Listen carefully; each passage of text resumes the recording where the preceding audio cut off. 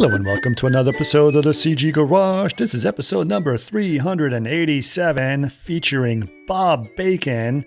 He is an animation studio executive producer and also one of the founders of Virtue Animation. And I think it was really fascinating conversation. I actually met Bob at NFTLA, which we'll get into a little bit later.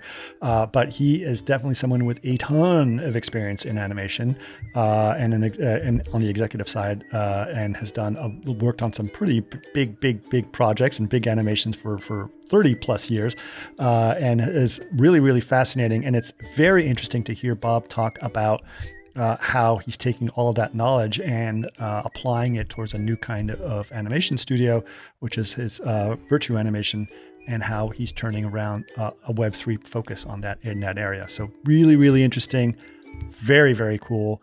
Kristen, what do you think of Bob Bacon? Yeah, well, Bob, he just packed this with like so much information. One, he's worked at Disney, Miramax, Paramount, to now, as you said, founder of Virtue Animation Studios. And he just kind of has a unique understanding of animation production. And he's helped artists and filmmakers just kind of bring their vision from concept to market, and just helping produce over 20 award-winning films, from Beauty and the Beast, Lion King, Romeo and Juliet, to SpongeBob SquarePants movie, which you guys talk about that one a little bit, and that's cool to hear about. And then you also discuss the Web3 world and creating films within that.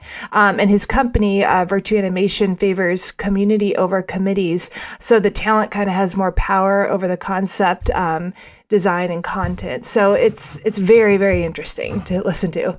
Yeah, definitely. I definitely feel like I feel very lucky that I met him and I had the opportunity to pick his brain about this stuff, and obviously share this with you guys. So he's a very soft-spoken person as well, which I was also really cool, and just really nice guy.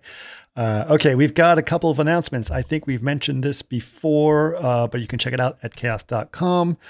V-Ray 6 for 3ds Max is out, and I know you might be asking yourself, when are they going to be out for Maya and Houdini and Rhino and SketchUp? Don't worry, all those betas are rolling out, and eventually they will all turn into products, probably sooner rather than later. But V-Ray 6 is full of new features, including chaos scatter, geometry patterns, new procedural cloud systems. There's also V-Ray decal, and you can now do displacements with them. There's also a new proxy. The proxy objects now have a hierarchy system, which is very useful. And yeah, so really cool. Go check it out at chaos.com. All right, we have a special event coming up in September, which is not far from now. Kristen, what's going on? All right, 24 Hours of Chaos is back. It's going to be September 8th and 9th. It is 24 hours and a series of 12 back-to-back shows, all online, and we unite 3D artists and designers all around the world who are working in ArcViz, VFX, animation, gaming, and product design. So it's really fun. This will be our third year doing it. And you can find out more about this event at chaos.com/events. It's free and really fun to watch. Yeah, absolutely. This is our third time, right? This is our third time doing it.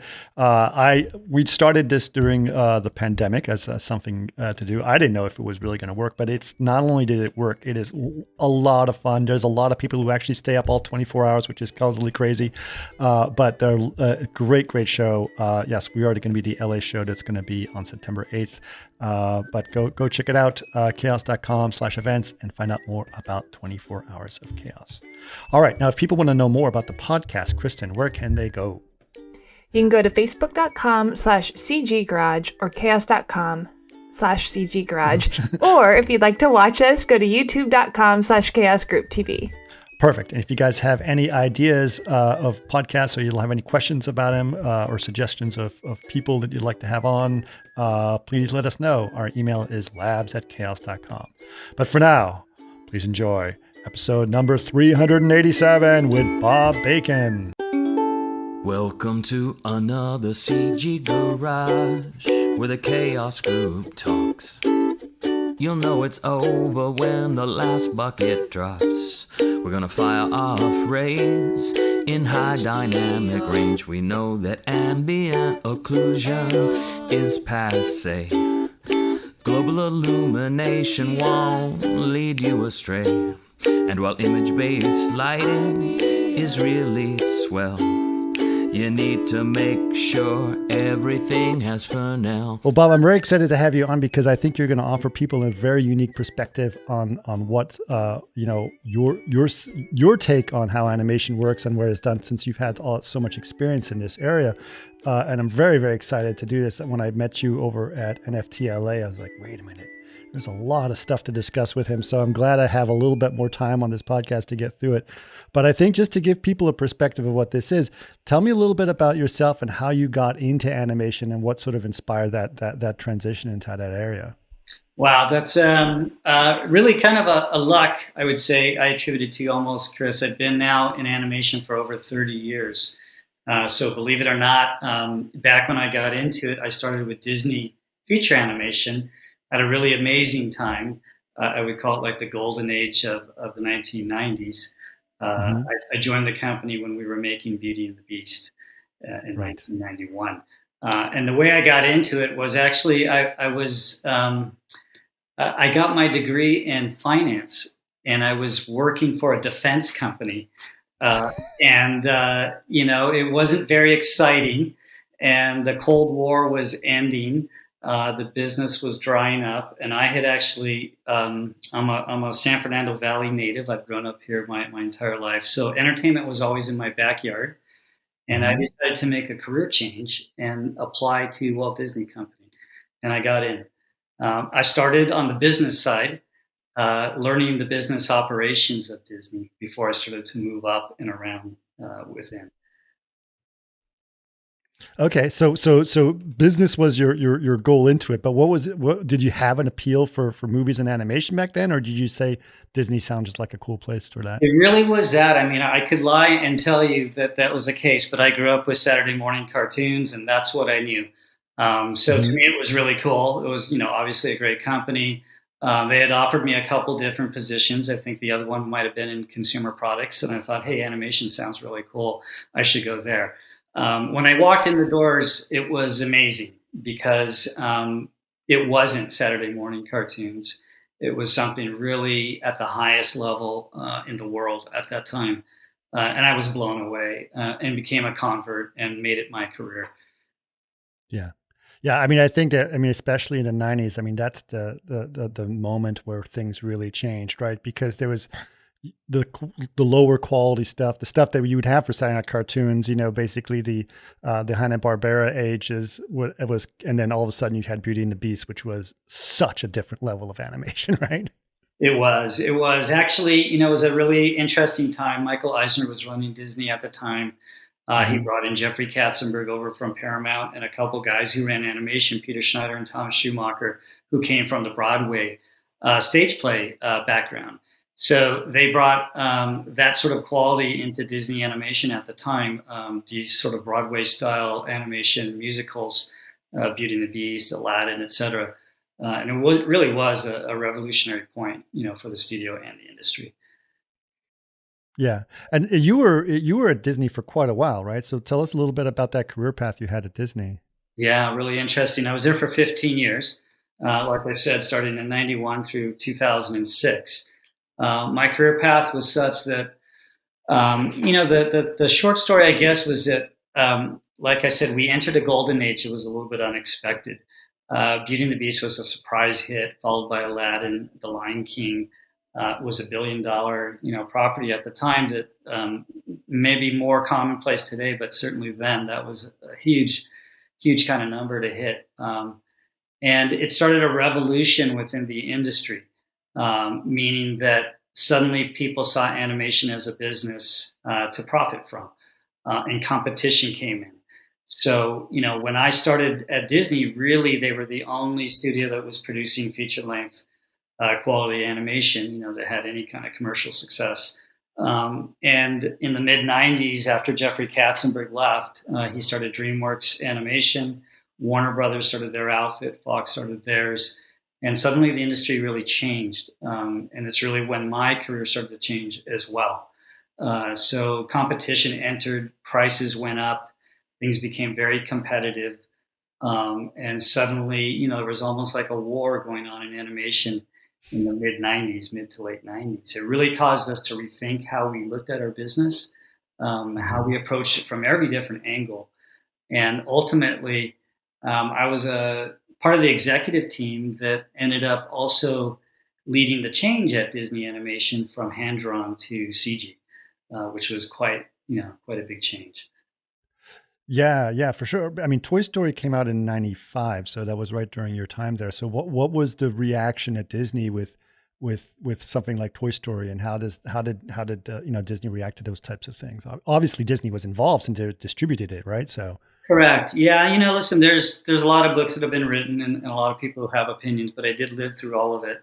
mhm. Pixar in the beginning when I got there, they were really a technical outfit for us. They were helping us create the digital ink and paint system that became known as CAPS, Academy Award-winning system, and they provided us RenderMan software, and they had a little thing going up there in Northern California. We really helped support them a lot, sort of from an executive level, and let them be their own thing because they really truly were onto something unique. I can tell you the first time they screened the first sequence of Toy Story for us, it was the little green army man sequence, with the molded. Mhm. We had never seen CG animation before, so everybody was blown away. You thought that it was revolutionary, that you could do things that we couldn't do in 2D animation in some ways. And there were a lot of limitations too to what you could do in CG at the time. So it was pretty revolutionary. Everybody sat there laughing because it was really funny and entertaining, but also stunned to see, the sea change and to wonder where the industry was going to go from there. Yeah, but I mean, Beauty and the Beast had some experience with CG, right? Because We the did. dance sequence was done as a projection, or I forgot. Like, remind us how that So process was they done. created a CG ballroom. That was Hmm. the main, sort of sequence in Beauty and the Beast. But even the CG work had gone back to even I think the Great Mouse Detective in the 80s, Okay. where there was some CG in there as well. So we were experimenting quite a bit, but it really wasn't the thrust of the studio. It was really only to accomplish certain scenes where you wanted to move the camera, and you really couldn't do this in a traditional kind of way. And internally, there was quite a bit of resistance, to wanting to take more CG into our movies. So yes, we had quite a bit of experience with it. In fact, I think that's where John ultimately left the company because he needed to break out on his own and push his vision. Yeah, I think that's fascinating, and I think that having been through the fact that you were there during that time and witnessing those amazing that amazing process of animation that Disney went through, and just the industry in general must have been quite astounding to be part of that. It was really incredible. Like I said, we produced a lot of amazing movies that had, fantastic success from the box office and so forth. But at the same time, costs were rising, profitability was changing. There was a lot of pressure, on us. Disney as a company was also growing. They had taken on ABC Cap Cities, so they had doubled in size, and that created also like company dynamics, I would say, in terms of how we performed and where the studio sat inside of this larger company. So yes, it was an incredible time. It came to a head probably in the I would say later '90s, to where there was very serious questions about how we would move forward as a business and whether we could be profitable and continue to make movies. Even those were questions Right. that we talked about. I mean, the cost. What was the biggest reason for the cost increase? And it was just that there was so much It's the cost of, competition. yeah. So like I said, when competition entered the market, I mean, the cost of our movies went up about 4 times. 90% of the cost of our movies are labor. Hmm. Especially back then. Remember, we're working in traditional animation, so there's not a lot of investment in technical equipment and things like that at the time. Still, I would say the vast majority of cost of an animation film are the labor costs. So when the labor starts, becoming desired, let's say, and everybody's bidding for the same talent, you could practically name your deal as an artist and walk into any studio and find the job Wow. you wanted. And we had to respond in kind. So suddenly, where we had sort of a competitive advantage of having the best artists in the world working at very reasonable rates, that didn't exist anymore, and that changed. Right. Right. But I'm sure all the other studios must have been suffering from the same thing, They right? were So, they were they were suffering from the same thing. I think there's a pretty well known story of DreamWorks really struggling in the early days, and Shrek being the hit that it was really saved that studio. I think mhm. Fox didn't make it. Warner Brothers really didn't make it. Costs were just very competitive to the point where I was greenlighting films that were easily $150 million of direct production cost, with another, $50+ million of production overhead on top of those. You're talking about a $200 million film that goes out there and has to perform over $500 million at the box office just to break even. And that's a nutty kind of equation. Yeah, yeah. I can imagine that's very stressful. So how did you, what were some of the ways you did that? Obviously, things change. What was the change that happened right at that peak moment? In terms of how we responded, is that what you're saying? Hmm. Yeah, we took a number of different approaches. I mean, first you might be surprised, but with all the movies that Disney had made over the years up until that point, there had never really been any kind of mining of the information. So you have to think of movies like this almost as like a manufacturing process. It's a production process. We work practically 3 years on a film from start to finish, not counting development. It involves a number of different processes, departments, people, and so there's a lot to learn from that, from movie to movie, in terms of just analyzing pencil mileage and inventory and speed of artists and things like that. So we really took a deep dive at that point, probably because of my analytical background that I had, into looking at the efficiency of our business. And we made a lot of efficiency improvements, which helped us bring down the cost and still retain the quality that we had always been known for. And then you have to look at the other parts of your business too that are outside of production, all the overhead and support. And we made some really big, difficult changes. At one point, I managed 750,000 square feet of studios around the world and 2,300 people at Disney Animation.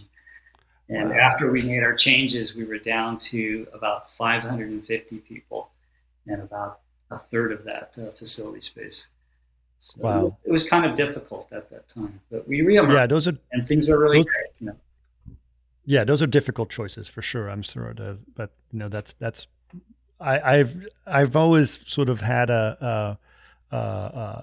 it's always been hard seeing when you have to make choices like that to sort of get to the executives and say it. Well, it's either that or there's nothing. you know. It's very tough. It's very tough because Disney's a special place. People had worked there for many, many years, maybe their entire lives, and they're all your friends and colleagues, and half of them you help bring there and trained and supported. And when you need to make these difficult calls, it's like really cutting off your right arm. These are your Yeah. friends and colleagues, like I said. So there's no joy in any of it. It's really tough. Right. Right. Well, for sure. Okay, so 2016 or 2006, you said you were there, Yeah, right? so 2006, that was the acquisition of Pixar. Okay. Yeah, so basically, when Disney acquired Pixar, the management team, leadership team of Pixar came in under John and Ed, and I stuck around for a few months and then left. Okay. Basically, it was time for new leadership to come in, and I had had my good run and was actually ready to go do something else, and explore more independent production. Okay. And so where did you go? What was the some where did you go Well, I from ended there? up, funny enough, on a related project called Romeo and Juliet. Uh, Oh, right. so Romeo and Juliet was a project that Elton John and Rocket Pictures, his production company, brought to Disney following the success of Lion King and Aida on the stage play side. And we set it up at Disney Features, but when John came in, it was moved over to Miramax. And Miramax, as you know, is pretty much an art house live action studio. So they didn't really have any experience in animation. They asked me to come over after I'd left Disney to be the production executive on the film and help make Hmm. it with that team, which was really, really fun. and probably the most enjoyable project I've ever worked on, under the leadership of the late Kelly Asbury, who passed away a couple of years ago. Kelly was the co-director of Shrek 2 and many other films, and was an incredible guy. We set the movie up creatively in London, proximity to Elton and team, and then we produced it actually in Toronto, and hired a third-party studio that was named Stars at the time to produce it, and we produced it for about half the cost that we were used to at Disney. So it was really, this was one of the things that I was pioneering at the time, was independent animation, feeling like costs were a bit out of control. CG was really coming on at that time. The capabilities were spreading around the world. And it seemed to me that there was an opportunity to break out of the sort of, vertical system of Disney and to do things more in an independent fashion, high quality, and still bring the cost down and have an enjoyable movie. We did really well. The movie did $200 million approximately at the box office, and gathered a lot of attention. So that was really fun. Yeah, that's amazing. Well, I'm very excited, and obviously I want to talk to you a lot more about independent animation, because I think that's a fascinating field, and it's becoming a resurgence now in that area. So I'm very excited about it. But I mean, having come from Disney, which is very well established in animation, what was it like, at Miramax, sort of building the studio from the ground up with all the knowledge you had and about efficiency and everything else? It must have been quite amazing. Yeah, it's such a different thing. I mean, I think the first thing you realize is there's not a specialist for everything. And you have to bootstrap a lot of things working independently. I would say almost a better example, Chris, if we can jump ahead, is I moved on from Miramax to go work at Paramount Pictures, and I started their animation division there. So when I walked in, it was a desk and a phone that I was given. And that was it. So I came from the incredible Disney, which had hundreds or 1,000 people working there, and knew absolutely what to do as soon as you snapped your fingers, to a place that really didn't have any clue. And you have to build it from the ground up. It's quite a feat, but really kind of fascinating, I think, in some ways, to try to approach it with a blank slate, and that was very exciting. Yeah. So what were some of the first decisions that you had to make at Paramount when okay, I've got a desk, I got to start making some phone calls, right? Yeah, I think the first big strategic decision was that we weren't going to build a vertical studio. So we didn't want to have, let's say, our focus was to really bring in all the people on the front end of the process. And what I mean by that is probably everything up until about layout in the CG process.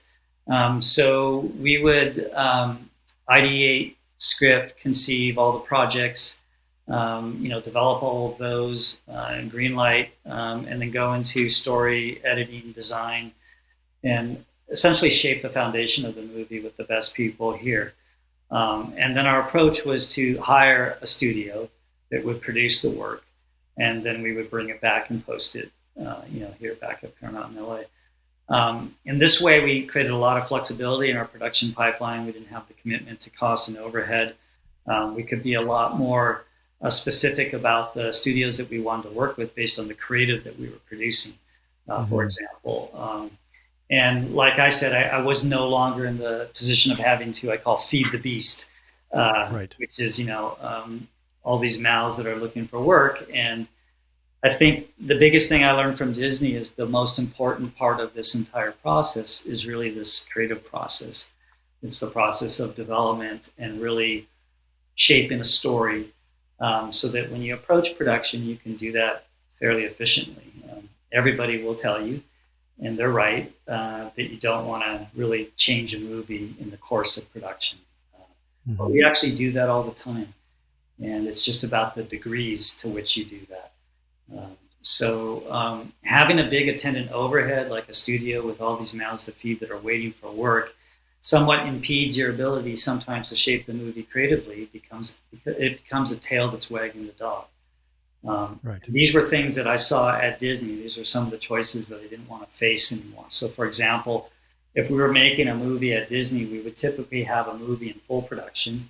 We would have another movie that was finishing production, and we'd have another movie that was starting production. They were all stacked on top of each other. And if we pulled the strings on the movie that was, sort of in production, it would start to topple all the dominoes for the other films that depended on them, because crews roll from film to film and so forth. If you had a good idea, or if you put your movie up, as we used to say, or we screen it, and it wasn't working, or we wanted to make some changes, you'd like to have the ability to do that, because you actually can in animation. That's one of the great things about it. Right. But there's a cost to that, and there's a time cost to that typically. And if you have a lot of people waiting there, you're generally rushing. So I would say you have like 3 bad choices when that happens. It's you either let everybody sit in downtime, and it's kind of costly and demoralizing, or you have to let people go. We just talked about that. That's even worse.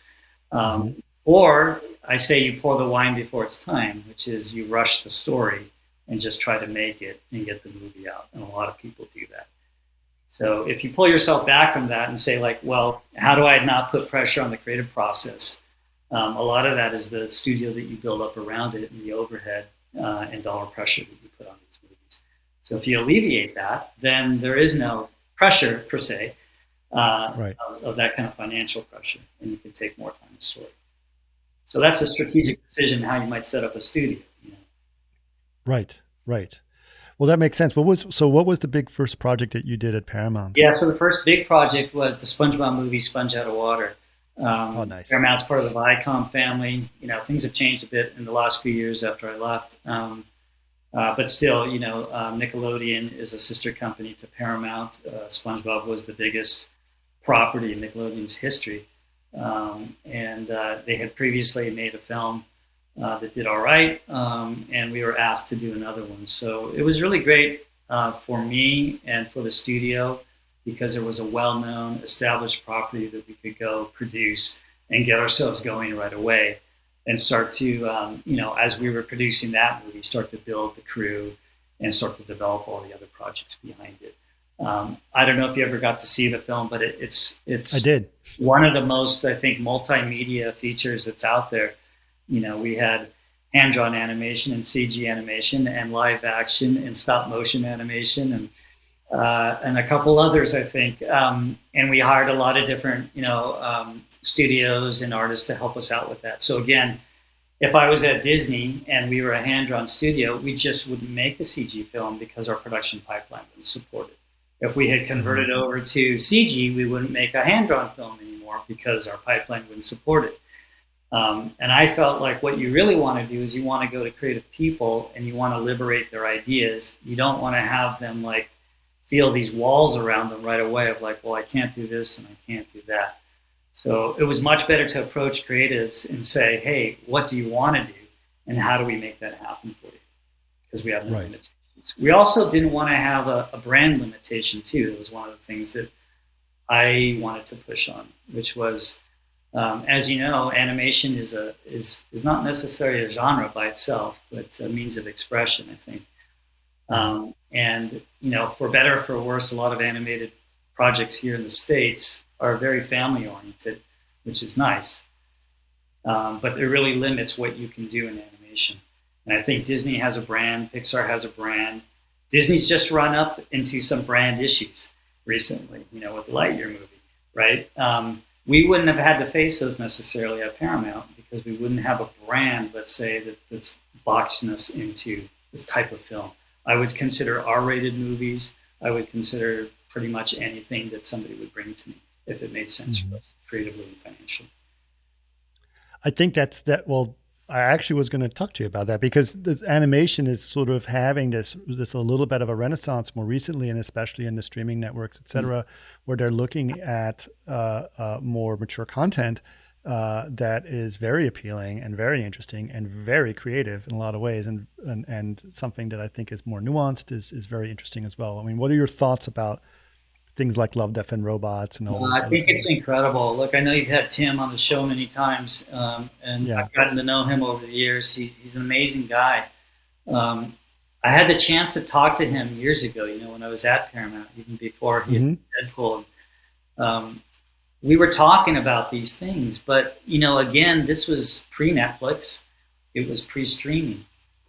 I tried to do these things. The places that I used to be, there is no outlet for a 22-minute show or a 17-minute thing, a featurette, whatever you want to call it, a short. Right. Streaming was a great distribution platform that created opportunity again creatively, because no longer did you have to meet a specific sort of guideline of having a movie that was 90 minutes or so and has to go out theatrically, has to speak to a certain audience. Netflix has more of a Disneyland approach. You pay a gate ticket, and once you're inside, you can enjoy whatever you want. So that means that they don't really they can find their own audience, within this big park of theirs, if you will. And I find that extremely creative and enabling. The kinds of projects that they put out there, I think third season now, I mean, you can find pretty much any range that you're looking for there. And the kinds of subject matter, too, are really pushing the limits of what we've been used to, like I said. So for me, I think it's the best. I think it's so great. We need more of that. Yeah. Yeah, I was fascinated. I listened to Alberto Miago's speech at the Oscars and sort of thinking about what he said. And he said this, of all the things that were nominated, only one of them was, for kids, and this is all animation, right? So yeah. I think that there's some form of animation now is going through a revolution in that way, and I think that's very exciting. Do you think that anime? I'm sort of skipping ahead to your thoughts on the industry, but I want to get back to what you're also doing as well. But what do you think about the passion for anime that's sort of really surging right now in the U.S.? Yeah, I think it's great. Again, it's another sort of another style. It's been around, but maybe not around here so much. And I think probably the younger set is really into it, which makes it grow. I find it really, again, expressive and exciting. So there's a bunch of projects that have come my way in anime. All of them, to me, there's probably not a one almost that doesn't visually excite me. The level of storytelling, I think it's great. So more. That's awesome. Do you think that style is going to influence American animation in some ways? Oh, sure. I think it does. Yeah. I mean, we all see what's being produced, and it all has an influence, whether directly or maybe indirectly down the road. But I would expect that you'll see some big productions that will explore this style for sure. Right.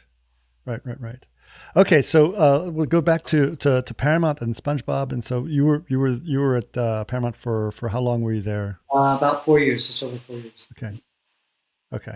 And what other where did you go from there? What were some of the transitions you had from there? After Paramount, I greenlit 6 films. I think 5 that were made when I was at Paramount. After I left, okay, great. I worked for a company called Alpha. So the Alpha Group is a big Chinese consumer products company, and they had quite a bit of effort, over in the Chinese market, in the Far East market. They were not a global company. They decided to expand globally and wanted to create feature animation for the global market. So they hired me as CEO to set up Alpha Animation in LA. I built a studio out there that's about 20,000 square feet, really state of the art. Right. We developed about 6 projects, I guess, in a little over a year that I was there. And then the climate really changed, sort of on many levels, politically and so forth. And the Chinese started to pull out their investment. And ultimately, they pulled our investment from us, which is why I ended up leaving. And we shut down Alpha Animation. I sold the studio and the projects to Skydance Animation. And okay. So Skydance actually, I think, still is in the building that I built in LA, and those projects are over there now. Oh, I didn't realize that Skydance came from what you guys had built on Alpha. That's interesting. Not fully, but I mean, there's a piece that's existing in there. Interesting. Yeah. Interesting. And Lasseter is holding up a lot of the creatives there right now, right? He is, yeah. When we Yeah. made the deal, Bill Damaschke, who formerly ran DreamWorks Animation under Jeffrey, was leading it. Okay. Okay. All right. So I think this sort of catches us up to around the time that you and I met at NFTLA, where you started to get into doing some pretty interesting stuff. So tell us a little bit more about what's going on. Yeah, so I'm the co-founder and CEO of Virtue Animation Studios. We're a Web3 producer of animation content. Um, Right. we missed a little bit of the story, but after Alpha, I went to go work for Granity Studios and Kobe Bryant. All right. So Kobe had brought me in after his success with Dear Basketball to build a 2D traditional animation studio for him. He was really very enamored with the 2D process, the very traditional process. And we were looking to recreate sort of old Disney in some ways, before his tragic death. Around that time, I met the current partners that I'm working with now in Virtue. And we were very inspired, following his death. All of us come from a background of sports, a love of sports, and also animation. So we really were inspired by Kobe to go out there and try to do something, as we said, virtuous for the world. We wanted to go produce animation content, Web3, NFTs, things like that were just a bit of a gleam in my eye when we first started about 2 years ago. And quickly it became something that really, I thought, was quite revolutionary. With blockchain technology, the sort of capabilities that it could create, and how it might again upend how we produce animation. So you could see that I've been on a long journey of going from sort of the highest level of animation with the best people in the world at a very high cost, to continue to explore how we produce animation, but in different methods at different price points with different people. And this seemed to be another great opportunity to do that. So we formed Virtue, and we started really learning a lot, doing some client-based work.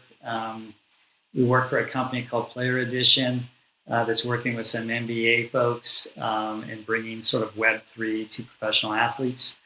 So we did a really cool trailer for them that features Steph Curry and Russell Westbrook.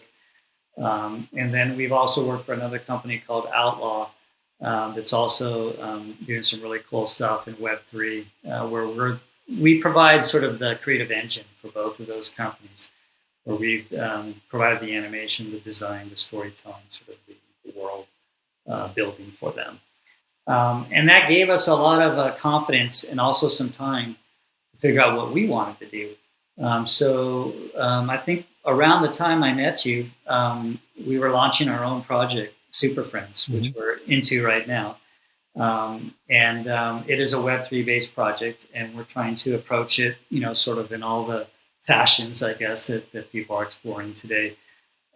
Building community, working through an NFT process, the idea of token gating and creating utility, and those types of things.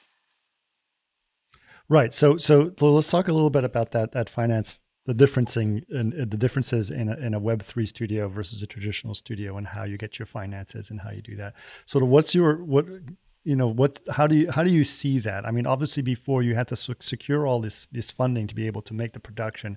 Now you're sort of approaching the fans first before you even do that. Is that sort of how you feel this is going to work? I think so. I mean, listen, I'm not going to say I know anything because we're all figuring it out. But what I saw was that when I came into it, it was, PFPs. And right. I felt like, wow, really cool. And some of the stuff is pretty awesome. But it felt a little shallow to me, in the sense that there wasn't much behind it. We come from the world of storytelling. And so when I saw these things, I felt like, look at, my entire career has been spent with the best artists in the world, creating worlds, telling story, building characters, and creating emotional, sort of connections to our audience. And I thought, like, that's the same thing that we can do here in Web3. It's not being done at the time. I think more and more it's being done now. But to look at it as not just a pretty picture, but like a full entertainment product, just like animation would be. But like you said, instead of having to secure all the funding and spend tens or hundreds of millions of dollars to put out a product, wait 4 years, cross your fingers, throw it over the fence, and hope somebody likes it, we get to actually like put product out right away in a very sort of base form, let's say, and start to create connection with our audience and start to get feedback right away. And we even think that we would like to have them participate in the process, which is really different too. So these are the things that we're exploring right now. I like to say that if we had never seen Star Wars, but somebody had introduced you to, Darth Vader and Luke Skywalker with the scroll of In a Galaxy Far, Far Away, you might be hooked at that point. You should look at them and say, one's a villain and one's a hero, and I'd like to know more. And if we started introducing you to Han Solo and Princess Leia and the rest of the cast and the worlds, you might start to grow with this project as well. And you'd be able to put it out there in this kind of way, like starting with characters and their character story, almost like a comic book rolls out, right? Right. And start to hook your audience in that kind of way. But in addition to that, not only are you telling them a fun story and you're creating characters and this kind of engagement, but there's a way to take all the best of gaming and fun and puzzles and riddles and challenges and rewards and bring that in too. And that's a fuller world to me. So, how we create success and profitability ultimately and industry around it, like we have in traditional media, I still think that remains to be seen. But I think it's going to be done.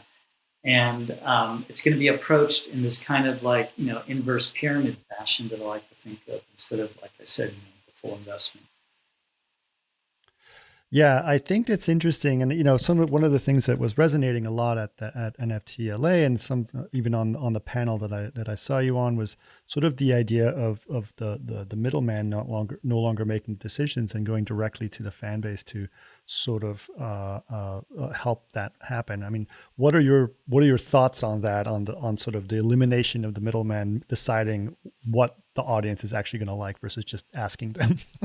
Yeah, I mean. Again, money plays such a big role in these things. So companies are risk averse. And I like to say in Hollywood, everybody has the brake, but very few people have the gas pedal. So you hear a lot of no's and you hear very few yeses. And it seems everybody has the chance to say no. I have sat on that side of the table, and it's a very subjective thing, I will admit. It comes down to some of my taste and preferences and things that I feel like I can sell within a company. So you become a gatekeeper. And Hollywood's full of gatekeepers. And I don't think the model is necessarily a great model for creatives, because if I am the creative, especially if I'm not established, let's say, I give away everything to get my opportunity.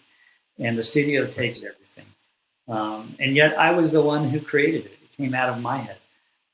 And so a lot of that is because of money and distribution. I don't have the financing. I don't have the distribution to reach my audience. So what other choice do I really have?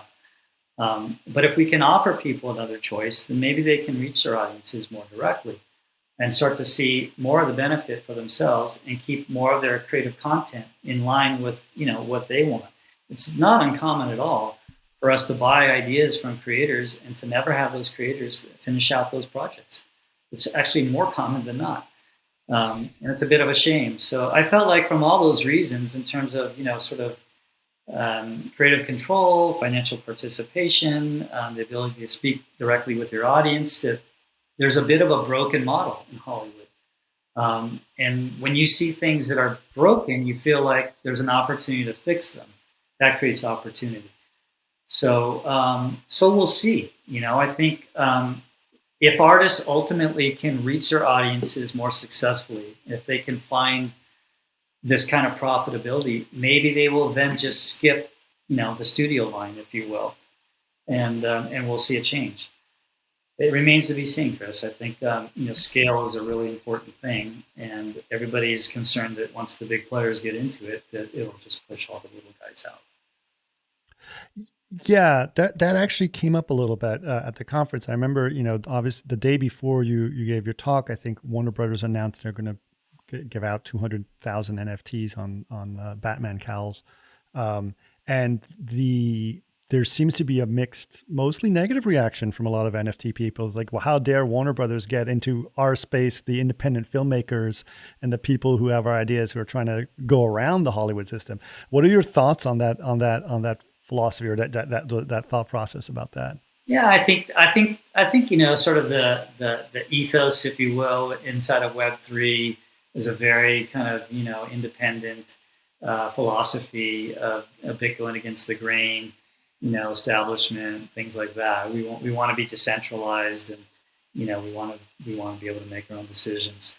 So I think whenever sort of the man enters the arena, it's a bit of a pushback because okay, here comes the very player that we're trying to push against. Right. And yet we all can succumb to the resources that these places can provide. That's what I'm saying is, ultimately you want to do your thing, and if you find that there are means to an end, you might go that way. So it's a bit of a bummer. I think, from what I've seen working at Disney, especially, is in these big companies, they're like big tanker ships, and they take a long time to turn. And like I said, there's a lot of people you have to line up, so it can take a while. But once they're moving, there's a ton of momentum. It's like a locomotive, very, very difficult to stop. And I think, you can look at us as like little like speedboats and moving a lot faster and turning a lot sharper and able to get out there a lot quicker. The question is, if we maneuver quick enough and try not to go down a traditional path, I think that's going to be the mistake. We'll have to cook up something a little bit different in order for us to make our own inroads. And if we could do that before the big guys do it, then you may be able to sort of entrench yourself enough, or enough people, will be the Instagrams of the world, or, those types of things that then maybe they get gobbled up by the bigger companies, but they're the ones that are paving the path. Right.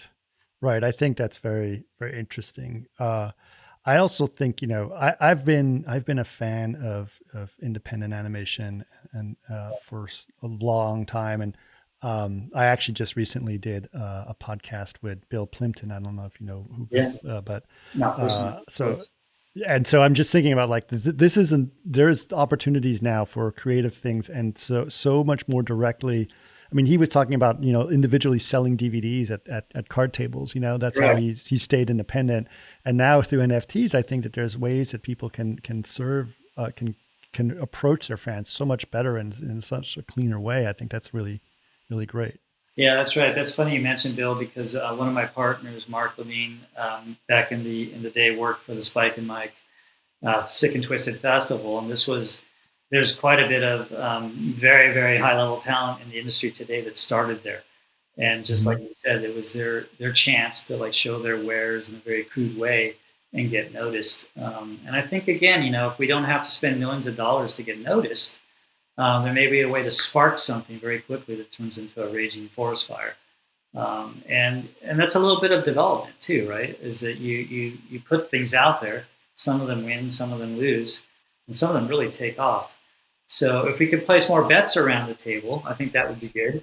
I think if we explore more people, coming from different parts of the world, different walks of life, different ideas, different modes of expression, and we can enable that should be good too. I think people get bored of seeing the same thing over and over again.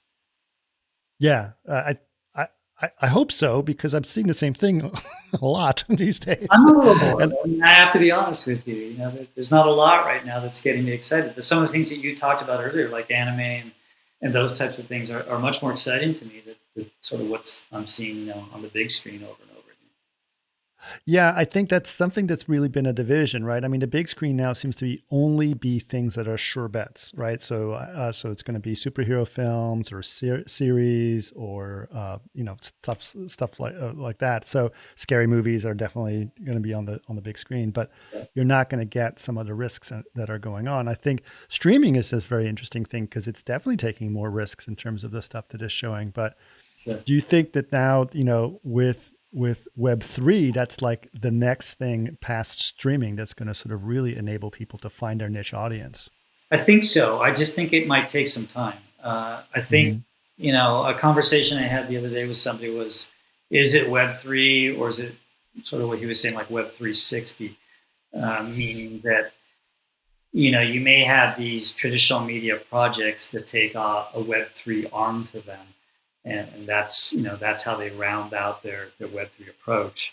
Let's Got say it. you may have some, let's say, Web3 projects that start as Web3 projects that end up as big traditional media projects because they find their way to these studios.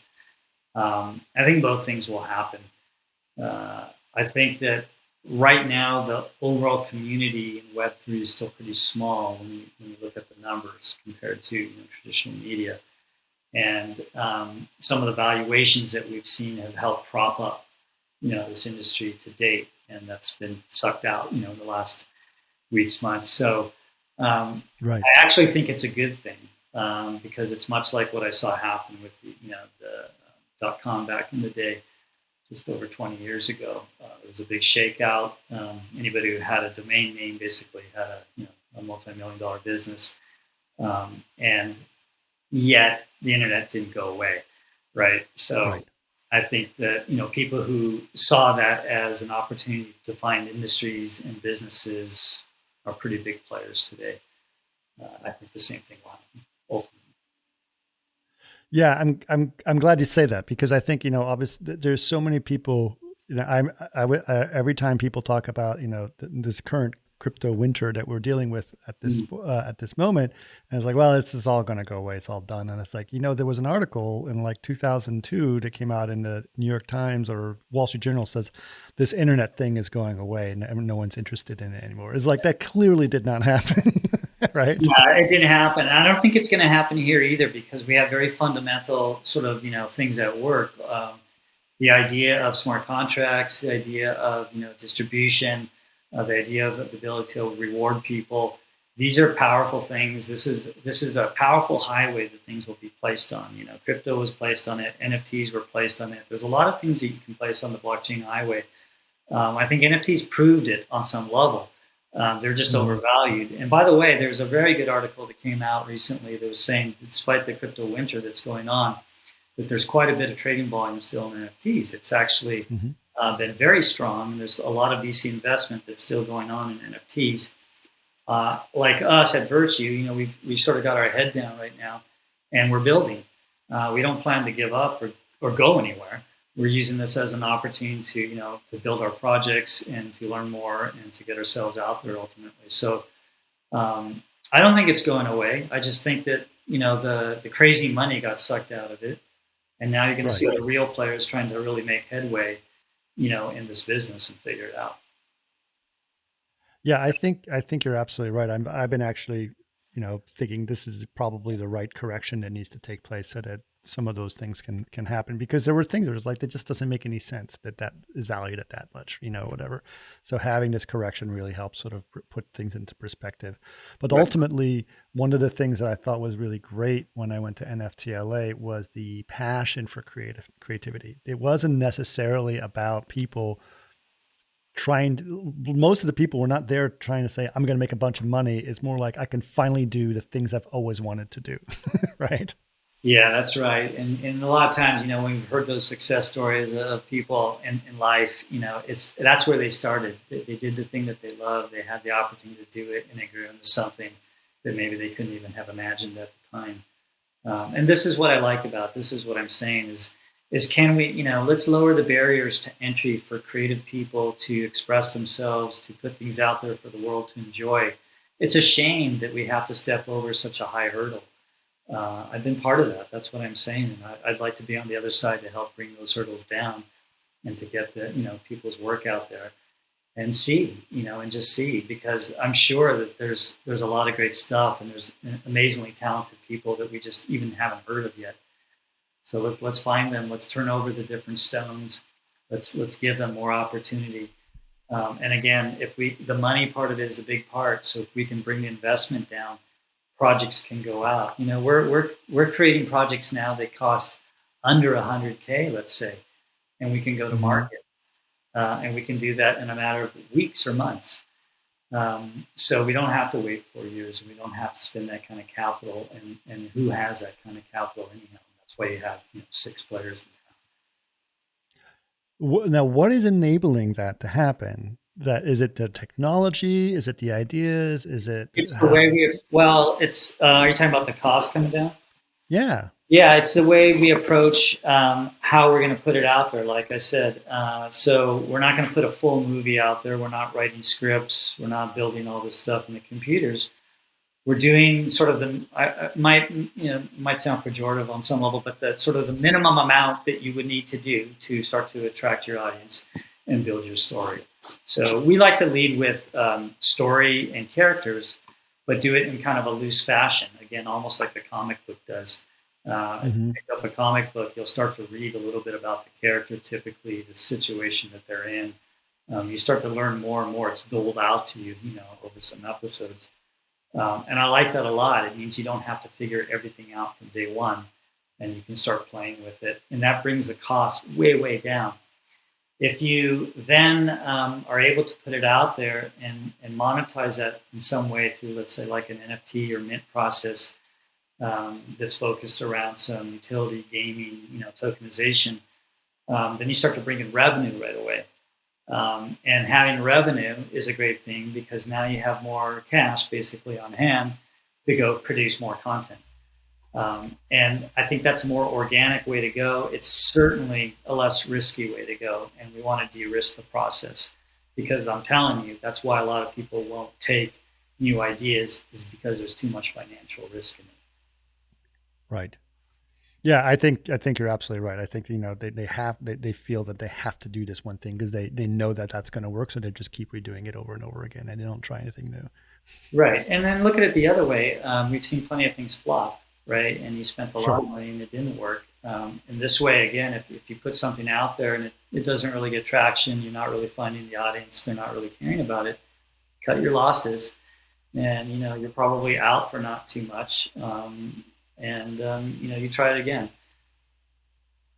Yeah, for sure. I mean, we're I have another podcast that I do called Martini Giant, and it's me and a couple of my buddies, and we're big cinephiles, and we love talking about movies, and it's like I can't believe it's been 40 years and we're still talking about Star Wars. I mean, I loved the movie when it came out, but I'm depriving my kids for them having their own creative ideas and their new things that are great because we're still force feeding our childhood onto onto our kids, and it's just a little sad.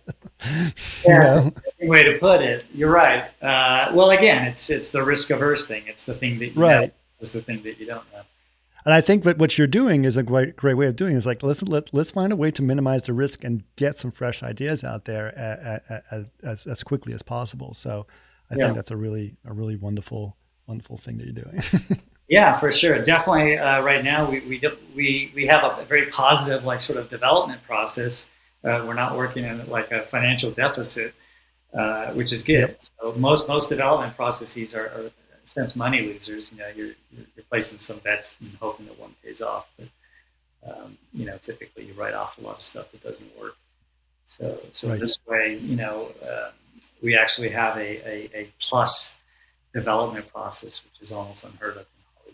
That's amazing. That is absolutely amazing. So I think that's absolutely great. Well, listen, I don't want to take up too much more of your time. We're coming close to an hour, and this was really great talking to you. And can't wait to see more about what happens at Virtue.